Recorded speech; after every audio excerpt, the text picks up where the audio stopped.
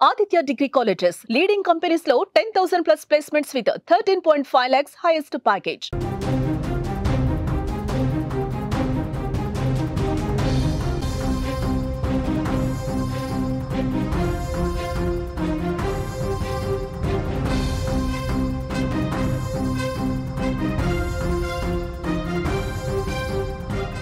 Breaking news అమెరికాలోని Alaska తీరంలో భారీ భూకంపం సంభవించింది. రిక్టర్ స్కేల్పై 7.3 తీవ్రతగా గుర్తించారు.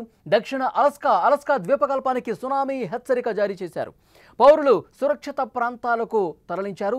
1964లో ఈ ప్రాంతంలో 9.2 తీవ్రతతో భూకంపం వచ్చింది. భూకంపం సునామీ కారణంగా అప్పుడు 250 మంది చనిపోయారు. 2023 జూలైలో అలస్కా ద్వీపకల్పంలో 7.2 తీవ్రతతో భూకంపం వచ్చింది. భారత్లో హర్యానాలో కూడా భూకంపం సంభవించింది. ప్రస్తుతం రిక్టర్ స్కేల్ మీద చాలా తక్కువగా తీవ్రత నమోదైంది. 3.3 తీవ్రత నమోదైన పరిస్థితుంది. అలస్కాలో భారీ భూకంపం సంభవించింది. అమెరికాకు వరుస భూకంపాలు, భారీ వరదలు తీవ్ర ఆందోళన కలిగిస్తున్న పరిస్థితుంది. అమెరికాలోని అలస్కా తీరంలో ఈ భూకంపం వచ్చింది. భూకంప తీవ్రత రిక్టర్ స్కేల్ మీద 7.3గా నమోదైంది. భారత కాలమానం ప్రకారం ఈ తెల్లవారుజామున 2 గంటల 7 నిమిషాలకు భూమి కంపించింది. ఈ భూకంప కేంద్రం శాండ్ పాయింట్కు దక్షిణంగా 54 మైళ్ళ 87 కిలోమీటర్ల దూరంలో, ఏపీ సెంటర్ 12.5 నుంచి 20.1 కిలోమీటర్ల లోతులో ఉన్నట్టు యుఎస్ జియోలాజికల్ సర్వే తెలిపింది.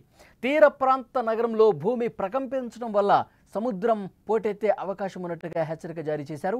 అల్లకల్లోలానికి సముద్రం ఒక సందర్భంలో గురైంది. తీర ప్రాంతంలో అలలు ఒక్కసారిగా భారీగా ఎగిసిపడ్డాయి. భూకంపం తర్వాత అధికారులు దక్షిణ అలస్కా ద్వీపకల్పానికి సునామీ హెచ్చరిక జారీ చేశారు. అయితే గంట తర్వాత అక్కడి పరిస్థితులను ఒకసారి సమీక్షించుకున్న తర్వాత జారీ చేసినటువంటి హెచ్చరికలను కూడా విరమించుకున్న పరిస్థితుంది. ఒక్కసారిగా భూమి కంపించడంతో, భూ ప్రకంపనలు రావడంతో స్థానికంగా ఉన్న ప్రజలు తీవ్రంగా భయాందోళనకు గురయ్యారు. ఇళ్ల నుంచి బయటకు పరుగులు తీసినట్టుగా తెలుస్తోంది. ముందస్తు జాగ్రత్తగా పౌరులు సురక్షిత ప్రాంతాల్లో తలదాచుకోవాలని అధికారులు సూచన జారీ చేశారు. అయితే ఇప్పటివరకు ఎలాంటి ప్రాణ ఆస్తి నష్టానికి సంబంధించిన వివరాలు రాలేదు. ఒకసారి మీరు స్క్రీన్ మీద కూడా చాలా స్పష్టంగా చూడొచ్చు.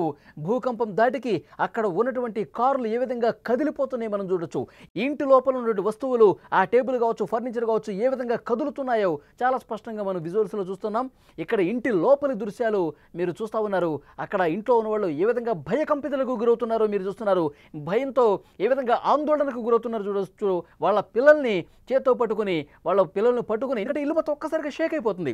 7.3 తీవ్రతతో భూమి ప్రకంపించిందంటే అక్కడ ఉన్నటువంటి ఇళ్ళు, ఏ విధంగా లోపల ఉన్న వస్తువులు, అందులో నివసిస్తున్న వాళ్ళు భయానికి ఏ విధంగా గురయ్యారో మనం చూస్తున్నాం. అక్కడ లోపల ఫ్యామిలీ మొత్తం కూడా ఒక్కసారిగా షేక్ అయిపోయారు, ఆందోళనకు గురయ్యారు. వెంటనే పిల్లలను తీసుకుని బయటకు వెళ్తున్న పరిస్థితుంది. ఇక్కడ చాలా స్పష్టంగా మరికొన్ని విజువల్స్ కూడా మీరు చూస్తున్నారు. ఇక్కడ బయట కూడా అక్కడ ఏ విధంగా కంపనకు గురవుతుంది. అక్కడ ఉన్నటువంటి రోడ్లు కావచ్చు, బిల్డింగ్లు కావచ్చు, షాపింగ్ మాల్స్ కావచ్చు, కొద్దిపాటి షేక్, కొన్ని సెకండ్ల పాటు ఆ ప్రకంపనలకు షేక్ అయినటువంటి పరిస్థితి ఉంది. ఇక్కడ ఈ విజువల్లో వెహికల్స్ ఏ విధంగా షేక్ అవుతున్నాయో కూడా చాలా స్పష్టంగా చూడొచ్చు. అలస్కా ద్వీపకల్పం ప్రాంతంలో 7.3 తీవ్రతతో భారీ భూకంపం రావడంతో అక్కడ ఆ ప్రకంపనల ధాటికి ఏ విధంగా వస్తువులు కదిలిపోతున్నాయి, వాహనాలు కదులుతున్నాయో, ఇల్లు ఉన్నటువంటి ఇంటి లోపల ఉన్నటువంటి వస్తువులు ఏ విధంగా కదులుతున్నాయో కూడా చాలా స్పష్టంగా ఇక్కడ మీరు చూడొచ్చు. భూకంపాలు తరచుగా వచ్చే పసిఫిక్ రింగ్ ఆఫ్ ఫైర్ ప్రాంతంలో అలస్కా ఉంది. 1964లో ఇదే ప్రాంతంలో 9.2 తీవ్రతతో భూకంపం వచ్చింది. ఇప్పుడు వచ్చింది 7.3. అప్పుడు 9.2 తీవ్రత వచ్చింది. 250 మందికి పైగా అప్పుడు ప్రాణాలు కోల్పోయి అత్యంత విషాదకరమైనటువంటి సంఘటన 1964లో జరిగింది. ఈ మధ్యనే అమెరికాలోని టెక్సాస్లోని హిల్ కంట్రీలో గ్వాడలూప్ నది 45 నిమిషాల్లో 26 అడుగులు పెరిగి తీవ్రమైన వరదలు వచ్చిన పరిస్థితి కూడా ఉంది. దీని కారణంగా 134 మంది చనిపోయారు, 101 మంది గల్లంతయ్యారు. 2024లో హరికేన్ హెలెన్ అమెరికా ఆగ్నేయ రాష్ట్రాల్లో విధ్వంసాన్ని క్రియేట్ చేసింది. హరికేన్ హెలెన్ కారణంగా 251 మంది చనిపోయారు. వేల కోట్ల ఆస్తి నష్టం జరిగింది. ప్రస్తుతం భూకంపం సంభవించిన ప్రాంతంలో ప్రజలు ప్రాణాలు అరచేతిలో పెట్టుకుని జీవిస్తున్నారు. ఎందుకంటే ఎప్పుడు ఏం జరుగుతుందో అర్థం కాని పరిస్థితుంది. ఎప్పుడు మళ్ళీ భూ ప్రకంపనలు వస్తాయో ఒక అలజడి అలస్కా ప్రాంతంలో ప్రస్తుతం కనిపిస్తుంది. అమెరికాలోని అలస్కా ద్వీపకల్పంలో ప్రస్తుతం భూ ప్రకంపనల దాటికి 7.2 తీవ్రతతో వచ్చినటువంటి భూ ప్రకంపనల దాటికి అక్కడ ఉన్నటువంటి పరిస్థితిని చాలా స్పష్టంగా చూస్తూ ఉన్నారు. సముద్రంలో అలలు ఒక్కసారిగా పోటెత్తినటువంటి పరిస్థితి, అలలు ఒక్కసారిగా ఎగసిపడ్డ పరిస్థితి. కానీ ఆ సముద్రం లోపల తీవ్రమైన అలజడి లేదు. ఒక సందర్భంలో ఎప్పుడైతే ఈ ప్రకంపనలు వచ్చాయో వచ్చిన కాసేపటికే సునామీ హెచ్చరికలు జారీ చేశారు. ఆ ద్వీపకల్పం సమీప ప్రాంత ప్రజల్ని అలర్ట్ చేశారు. వాళ్ళు సురక్షిత ప్రాంతాలకు వెళ్ళిపోవాలని అలర్ట్ జారీ చేశారు. కానీ 1 గంట గడిచిన తర్వాత అక్కడ పరిస్థితిని పూర్తిగా పరిశీలించిన తర్వాత, సముద్రంలో అలజడిని కంట కనిపెట్టిన తర్వాత, అలజడి స్థాయిలు ఏ విధంగా ఉన్నాయో ఒకసారి చూసిన తర్వాత, 1-2 సార్లు పరీక్షించిన తర్వాత, పరిశీలించిన తర్వాత ఏవైతే సునామీ హెచ్చరికలు జారీ చేశారో వాటిని మళ్ళీ విరమించుకున్నటువంటి పరిస్థితి. దీంతో ఆ ద్వీపకల్పంలో ఆ భూకంపం కేంద్ర సమీపంలో ఉన్నటువంటి ప్రజలు కూడా ఊపిరి పీల్చుకున్నటువంటి పరిస్థితి. ఎందుకంటే 1964లో 9.2 తీవ్రతతో ఒక అతిపెద్ద ప్రకంపన వచ్చింది. అప్పుడు 250 మంది స్పాట్లోనే బిల్డింగులు కూలిపోయి ఆ భూకంపం ధాటికి చనిపోయి అత్యంత విషాదకరమైన పరిస్థితులు కనిపించాయి. మళ్ళీ ఆ తర్వాత కొద్ది రోజులకి 7.2 తీవ్రతతో వచ్చినప్పటికీ కూడా అంత పెద్ద ప్రమాదం జరగలేదు. ఇప్పుడు మళ్ళీ 7.2 తీవ్రత వచ్చింది. ఒకసారి సునామీ హెచ్చరికలు జారీ చేశారు. కానీ మళ్ళీ అక్కడ ఎలాంటి అతిపెద్ద అలజడి కనిపించకపోవడంతో దాన్ని విరమించుకున్న పరిస్థితి. ఎందుకంటే అమెరికాలో గత కొన్ని రోజులుగా పరిస్థితులు చూస్తుంటే కొన్ని భయంకరమైనటువంటి భయానకమైనటువంటి పరిస్థితులు ఎదురవుతున్నాయి అమెరికాలో ఉన్నటువంటి చాలా రాష్ట్రాల్లో. మొన్న మధ్య మనం చూసాం టెక్సాస్లో ఎలాంటి దారుణమైన పరిస్థితులు కనిపించాయి. కేవలం 1 గంట వ్యవధిలోనే 26 అడుగుల మేర అక్కడ గ్వాడలూప్ నది ఉగ్ర రూపం దాల్చడంతో 150 మందికి పైగా చనిపోయారు. ఇంకా 100 మందికి పైగా కొట్టుకుపోయారు. చిన్న చిన్న పిల్లలు, బాలికలు కూడా ఆ వరద నీటిలో కొట్టుకుపోయి చనిపోయినటువంటి పరిస్థితి. ఒక హృదయ విదారక దృశ్యాలు మనం చూసాం గతంలో. ఒక 10 రోజుల క్రితమే అనుకుంటే టెక్సాస్లో వచ్చినటువంటి వరదలతో అక్కడ ఉన్నటువంటి ఒక పూర్తిగా అక్కడ కొంతమంది బాలికలు సమ్మర్ క్యాంపులో అక్కడ ఆశ్రయం పొంది సమ్మర్ క్యాంపులో తమ కార్యక్రమంలో నిమగ్నమై ఉండగా ఒక్కసారిగా వరద పోటడంతో క్యాంపే కొట్టుకుపోయింది. అక్కడ ఉన్న నివాస ప్రాంతాలు కూడా పూర్తిగా ఇళ్లతో సహా కొట్టుకుపోయిన పరిస్థితి.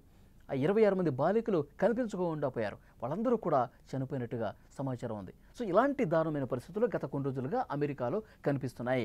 టెక్సాసు ఆ విషాదం నుంచి ఇంకా కోలుకోకముందే దాని తర్వాత న్యూ మెక్సికోలో కూడా దారుణమైనటువంటి వరదలు సంభవించాయి. అక్కడ పూర్తిగా న్యూ మెక్సికోలో ఉన్నటువంటి ప్రధాన పట్టణాలు ధ్వంసమైపోయినటువంటి పరిస్థితి ఉంది. పూర్తిగా నదిలో అక్కడ నివాస ప్రాంతాలు కొట్టుకుపోయిన పరిస్థితి ఉంది. ఇప్పుడు అలస్కా ద్వీపకల్పంలో ఒక భూకంపం ప్రకంపనలకు సంబంధించిన దృశ్యాలు మీరు చూస్తూ ఉన్నారు.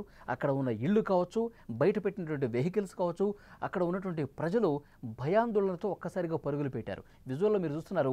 ఓపెన్ ప్లేస్కి వచ్చి నిలబడ్డారు. ఎందుకంటే ఇల్లు మొత్తం షేక్ అయిపోయేసరికి ఓపెన్ ప్లేస్లోకి వచ్చి రోడ్డు మీద నిలబడిపోయి ఎప్పుడు ఏ రకంగా ప్రకంపనలు వస్తాయో, ఏ భూకంపం ఎంత తీవ్రతతో వస్తుందో కూడా వాళ్ళకి అర్థం కాని పరిస్థితుంది. ఈ ప్రకంపనల తాటికి ఇళ్ళ బయటకు వచ్చేసి ఆ కాలనీలో ఉన్నటువంటి వాసులందరూ కూడా ఒక్కసారిగా రోడ్ల మీదకి వచ్చేసి, ఎందుకంటే ఒక్కసారిగా ఇల్లు షేక్ అయిపోయి పడిపోతే అందులోనే ఆ శిథిలాల కింద చిక్కుకుపోయి చనిపోయే ప్రమాదం ఉంటుందని కాబట్టి ఆ భయంతో, ఆ ఆందోళనతో రోడ్ల మీదకు వచ్చి వాళ్ళు పడిగాపులు పడుతున్నటువంటి దృశ్యాలు కూడా చాలా స్పష్టంగా విజువల్స్ మనకు కనిపిస్తోంది. అమెరికాకు వరుస భూకంపాలు, భారీ వరదలు తీవ్రంగా ఆందోళన కలిగిస్తున్నటువంటి పరిస్థితి ఉంది. అలస్కా తీరంలో భారీ భూకంపం దాటికి ప్రజలు ఏ విధంగా హడలెత్తి బయటకు వచ్చారు మీరు చూస్తున్నారు. ఆ ప్రకంపనలకు సంబంధించిన దృశ్యాలు కూడా స్క్రీన్ మీద మీరు చూస్తున్నారు. అయితే సముద్రంలో అలజడి తీవ్రత అంతగా లేదు కాబట్టి సునామీ వచ్చే అవకాశం కూడా లేదని చెప్పి మళ్ళీ ఆ హెచ్చరికని ఉపసంహరించుకున్నటువంటి పరిస్థితి ఆ విజువల్స్ మీరు చూస్తూ ఉన్నారు.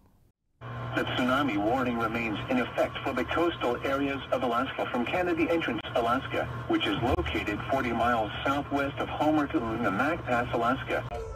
Okay.